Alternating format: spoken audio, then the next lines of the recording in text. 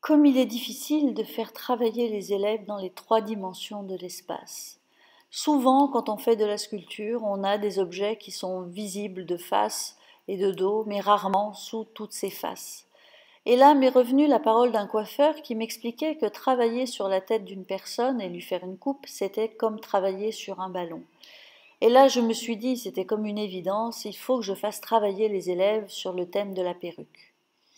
Mais pour y arriver de manière sereine et de manière efficace, j'ai pensé à un système d'exploration et de réinvestissement en leur imposant au départ de travailler avec des matériaux que j'avais choisis spécialement pour eux, des sacs poubelles, des bouteilles, des boîtes d'œufs, de la mousse plus ou moins rigide, du grillage de poulailler, afin de leur permettre de sortir de cette représentation de la perruque qui revient systématiquement quand l'exploration n'est pas assez finement menée, des perruques faites sur un bonnet avec des lamelles de papier collées au sommet du crâne, figure qui revient relativement souvent si vous n'avez pas assez ménagé l'exploration.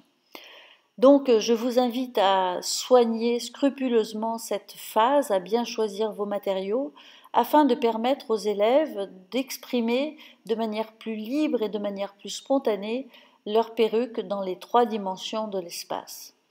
Et là, lorsque j'ai donné ce travail, on était en plein attentat de Paris, il y a une élève qui a réalisé une perruque qui a attiré vraiment mon attention. C'était une perruque faite avec des objets de guerre, des objets comme une grenade, des avions, des missiles, et tout cela était travaillé dans les trois dimensions de l'espace. Et cette perruque avait un sens à la fois plastique, mais aussi politique,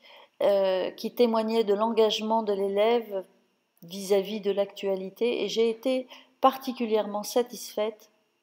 de ce dispositif qui avait permis à cet élève de s'exprimer pleinement. Donc je vous dis à tous, soignez bien vos explorations, ménagez vos réinvestissements pour obtenir des résultats pertinents, car c'est là que se joue toute la didactique des arts plastiques.